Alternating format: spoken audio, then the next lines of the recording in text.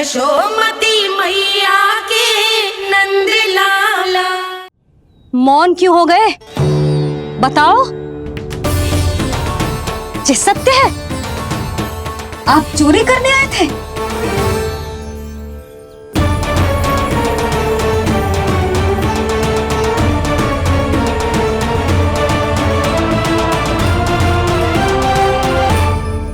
बच गए।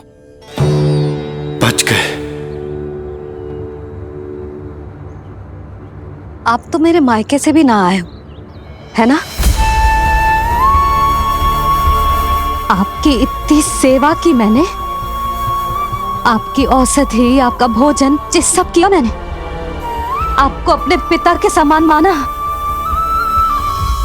और मेरे स्नेह के बदले जेल लौटाया आपने। आपको तनिक भी लज्जा ना आई? आपने मेरी ममता का उपहास उड़ाया है।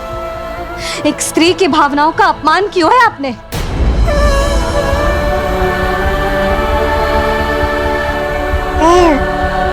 अब आप खड़े क्यों हो मेरे सामने? इससे पूर्व कि मैं भूल जाऊं कि आप मेरे पिता समान हो, और इससे पूर्व कि मेरे पति आपको दंड दें, निकल जाइए मेरे घर से। क्षमा कीजिएगा प्रभु।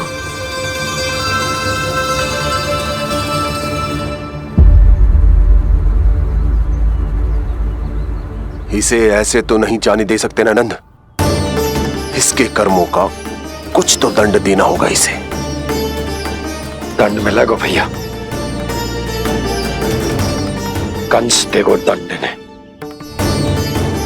जब ये असफल उसके सामने पहुंचेंगे।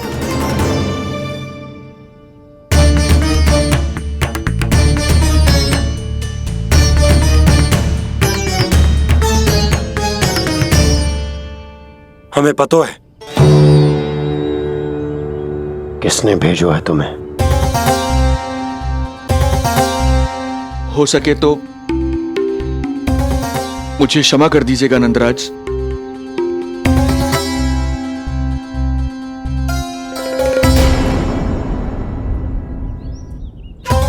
आप यहां से जीवित इसलिए लौटकर जा पा रहे हैं क्योंकि मैं हिंसा का विरोधी हूं, और मैं नहीं चाहता कि यशोदा को पता चले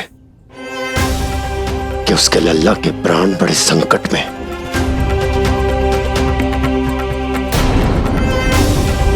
पर अब ध्यान रहे महाराज कि आप लल्ला के तो क्या, गोकुल के भी निकट दिखाई दिए तो मैं वो कर बैठूंगा जो मैंने आज तक ना की हो।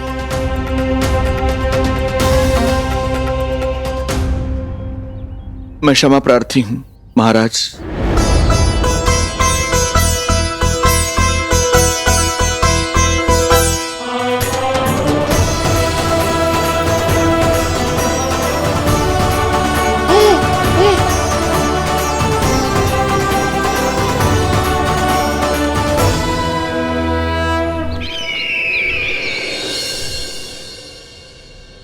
आप मौन क्यों हैं? कुछ कीजिए। ऐसा लग रहा है कि आपका ये अस्त्र भी असफल हो जाएगा।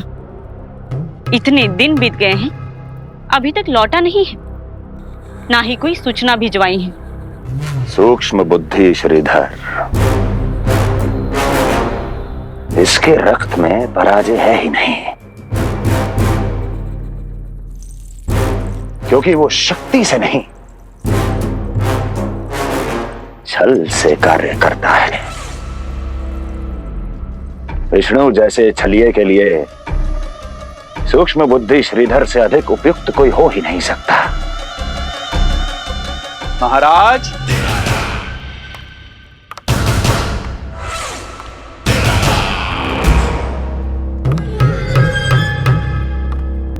जिसे आप छलिया समझ रहे हैं महाराज, वो तो सृष्टि के रक्षक हैं, पालनहार हैं वो तो।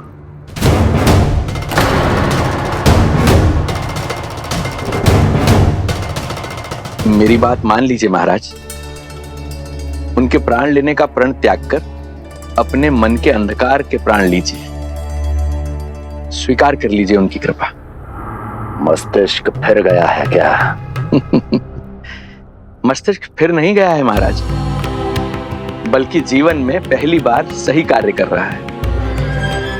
और उनका सत्य आप भी जितना शीघ्र जान लेंगे उतना ही अच्छा है आपके लिए। कैसा सत्य? यही कि गोकुल में पल रहे उस बालक के रूप में स्वयं विष्णु धरती पर आए हैं।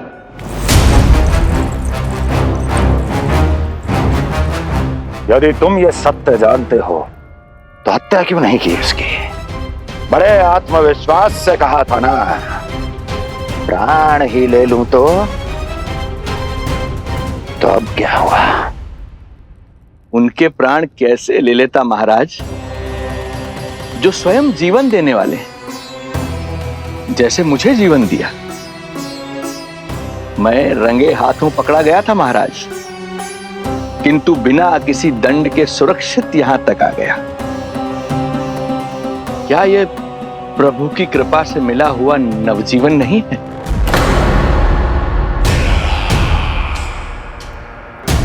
ये आपके सामने आपके शत्रु का गुणगान किए जा रहा है और आप अभी भी मौन हैं।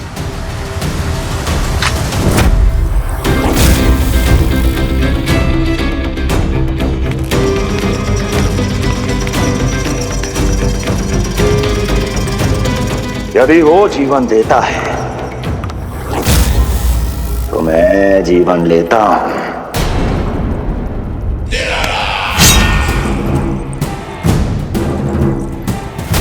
अब तेरा जीवन लूंगा यदि फिर से उसका बखान किया तो।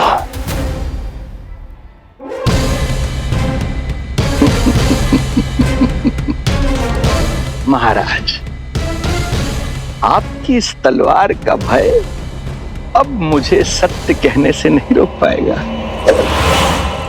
श्रीधर, इससे पहले मैं भूल जाऊं कि तू गुरु शुक्राचार्य का शिष्य है और मेरा पुराना मित्र है, चला जा यहां से।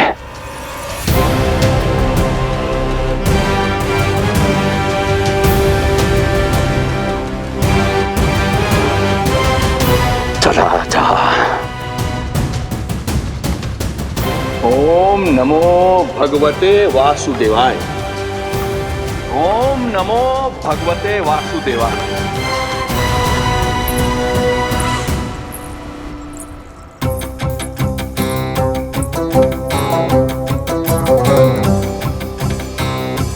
अब आप क्या करेंगे महाराज? आपकी ये चाल तो असफल हो गई। कैसे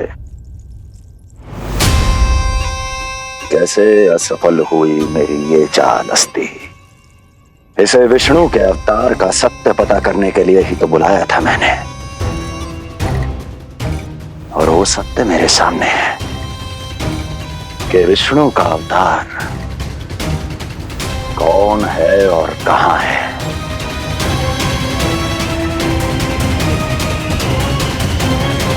विष्णु विष्णु विष्णु। हे नारायण, आपका कोटि कोटि धन्यवाद जो आपने हमारे नीलमणि की रक्षा की। परंतु क्या होगा? हाँ,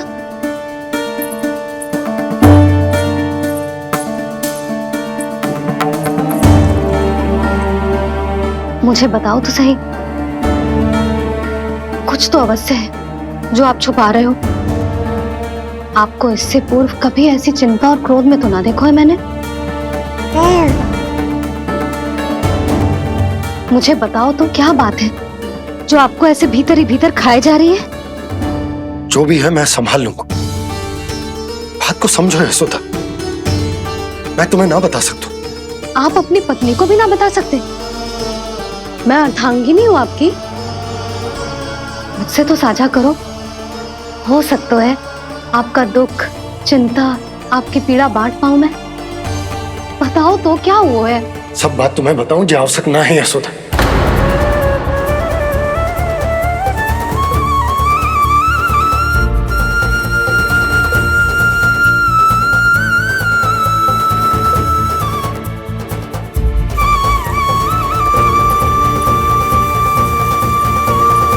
यशोदा,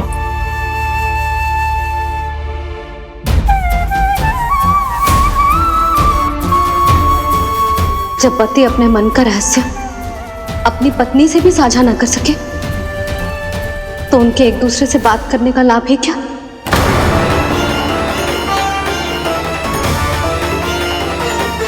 ये तो गड़बड़ हो गई।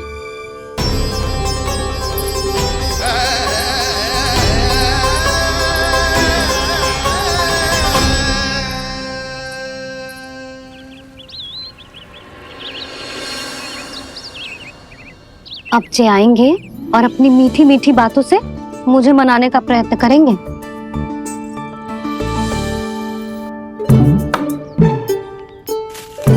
किंतु इस बार उनकी एक ना सुनूंगी मैं। हाँ, यशोदा, यशोदा, यशोदा, मेरी बात तो सुनो। यशोदा,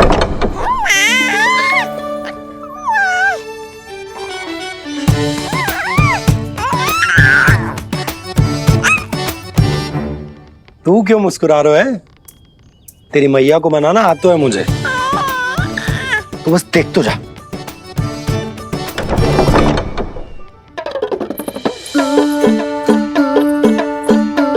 वाह, इतनी शीघ्र हार मान गए। तू क्यों मंद मंद मुस्कुरा रहे? क्योंकि आपका क्रोध भी बड़ा मनोहर है मैया। देखियो लल्ला, इस बार तेरे बाबा बिल्कुल ना मना पाएंगे मुझे। हाँ,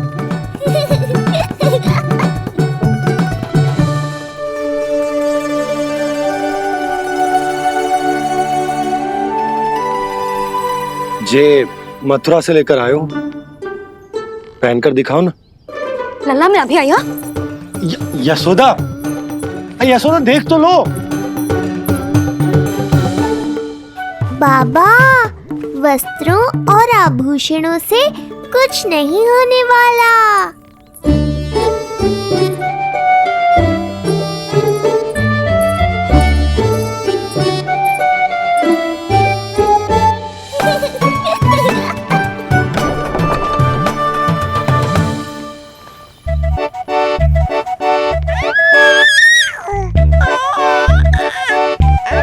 तू क्यों खिलखिला रहा है?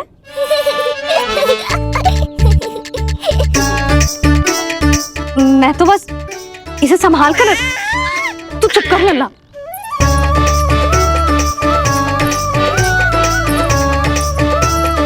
देखा लल्ला, बस तेरी मैया मानने ही वाली। उपहार मिल गया है, अब तू देखना कैसे मेरी पसंद का भोजन कराएगी। आहा, भोजन में स्वाद चाहिए तो मनाने का कोई और ढंग खोजना पड़ेगा। यशोदा, तीव्र भूख लगी है। अरे भाई शीघ्र खाना लगाओ, और हाँ थोड़ा अच्छा सा चटपटा भोजन करा देना।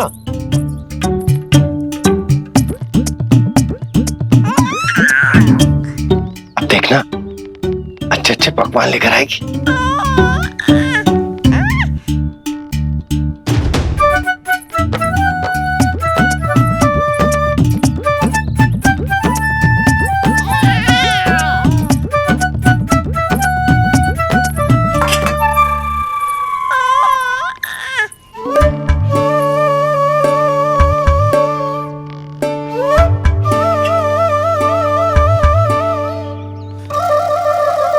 सूखी रोटी और माखन। जो अपनी पत्नी को पूरी बात ना बताते उन्हें 56 भोग ना मिलता भोजन में। भले ही मनाने के लिए नए वस्त्र क्यों ना लाएं, हाँ नहीं तो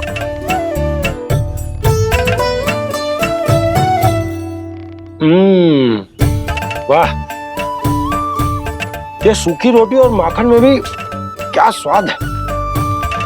बस भोजन के साथ तुम ऐसी दो मीठी बातें कर लेती तो आनंद आ जाता। आनंद तो कछुआ पतियों को अपने पत्नियों से बातें छुपाने में भी बहुत आता है लल्ला। देख लन्ना, जब तू बड़ा हो जाएगा ना तो अपनी जीवन संगनी से सब कुछ बताइयो, कुछ भी छुपाइयो मत। तभी तो तू अच्छा पति कहलाएगा ना। ना तो रूखी सूखी मिलेगी खाने में। हाँ, अब तक तो चुप्पी साध कर बैठी थी, कम से कम ताना तुम्हारा। ये प्रसन्न होने की बात नहीं है बाबा, अब तक तो केवल बदली छाई थी। ये संकेत है कि अब बादल भी गरजेंगे और वर्षा भी होगी। यशोदा, कब तक बात ना करोगी? अब तो क्षमा कर दो। रानी भाभी, आ जाओ। रानी भाभी, ज्योति जी के यहाँ से कोई आया था और जी मुझे कंठक दे के चलोगे। ओह, दे दो। नारायण भली करे।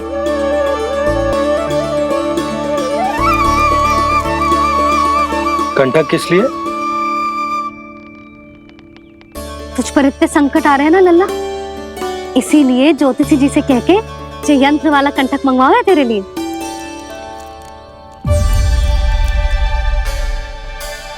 अब किसी और को तो तेरी चिंता है ना? बस क्या बतानो है, क्या छुपानो है, यही चिंता रह गई है।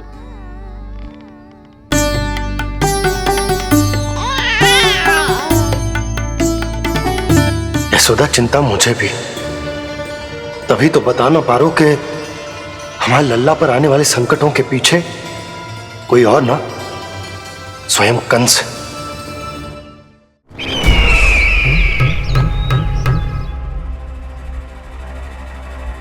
और उनका सत्य आप भी जितना शीघ्र जान लेंगे उतना ही अच्छा है आपके लिए। गोकुल में पल रहे उस बालक के रूप में स्वयं विष्णु धरती पर आए हैं।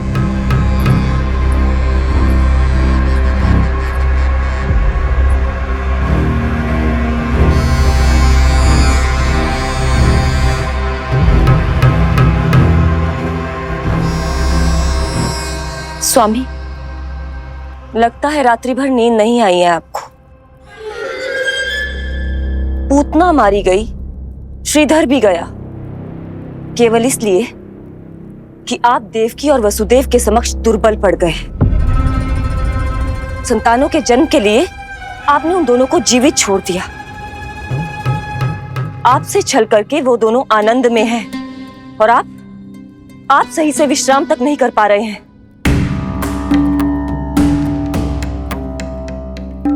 स्वामी, यदि आपके स्थान पर मैं होती ना तो उन दोनों को ऐसा कठोर दंड देती कि उचित समय पर हस्ती। पहले मैं उन दोनों के उस मायावी बालक का वध करूंगा, फिर उन दोनों को अपने पैरों के तले कुचल दूंगा मैं। किंतु जब तक ऐसा नहीं होता तब तक उन्हें जीवित रहना होगा, क्योंकि उस शिशु विष्णु के विरुद्ध वही दोनों मेरा सुरक्षा कवच है।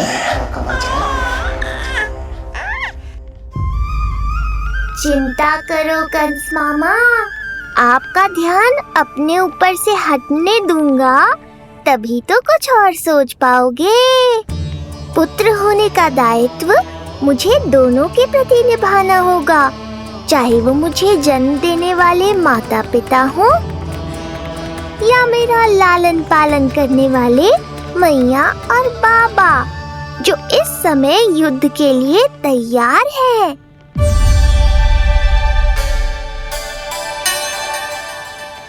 कम से कम मुझे बता तो देती, ज्योतिषी से परामर्श ले रही हो, मैं ले चलता तुम्हें। सुन रहे लल्ला, इस संसार में सारा अपराध स्त्री का ही होता है। बात अपराध की ना है यशोदा, मैं बस ये कह रहा हूँ कि मुझे अगर ये बात बताई होती जान मुझ के ना बताई, तनिक आपको भी तो पता चले अपनों से कछु छुपाने पर कैसा लगता है। युद्ध तो घमासान होता जा रहा है।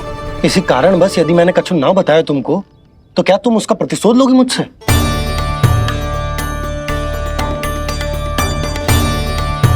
हे नारायण, ये क्या कहना चाहते हैं? क्या इतनी कठोर हूं मैं? लल्ला के लिए एक छोटा सा निर्णय तो लियो मैंने। अपने लल्ला पर क्या इतना भी अधिकार ना है मेरा? अब क्या हर बात पर अनुमति लेनी पड़ेगी मुझे? इससे पहले कि ये आंसुओं की वर्षा क्रोध की आंधी में बदल जाए, मुझे ही कुछ करना होगा। यशोदा, मेरे कहने का अर्थ। यशोदा, बात तो सुनो। सुनने को बचो क्या है अब? आप बस कृपा करके मुझे उन सभी बातों की सूची दे दो जिन जिन के लिए मुझे आपसे आज्ञा लेनी है। उठना, बैठना, खाना, पीना सब आपसे पूछ कर ही करूंगी अब। अरे आप बोलो तो। क्या हुआ? देखो आपने।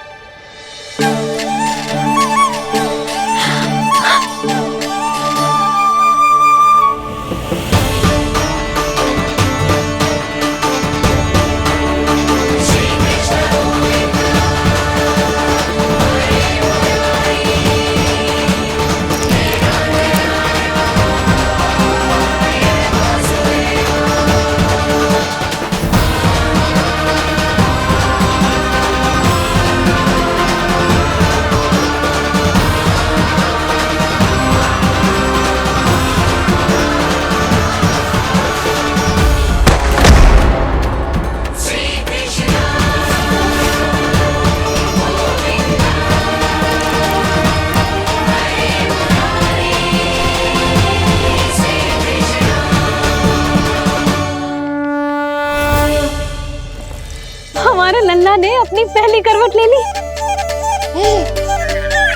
बहुत सही समय पर ली है। हमारा झगड़ा भी समाप्त करवा दियो।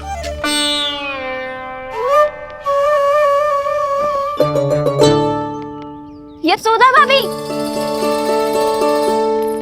तुम दोनों ने क्षण भर की देरी कर दी। अभी लल्ला ने पहली करवट ली है। हाय, सच्ची? अब भोला जानकी, तुम पूरे गोकुल में मिठाई बंटवाओ। गोकुल के राजकुमार ने आज पहली करवट ली है। हाँ। और यशोदा, तुम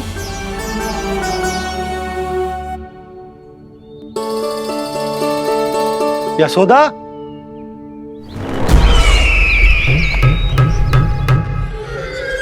कौन था वो? कहाँ गया?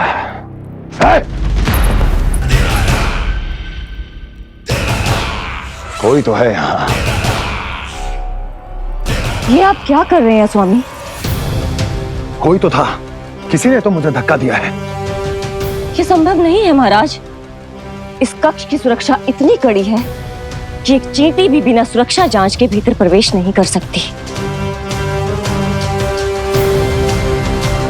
किंतु ऐसा हो सकता है जब वो विष्णु अपनी माया का प्रयोग करे।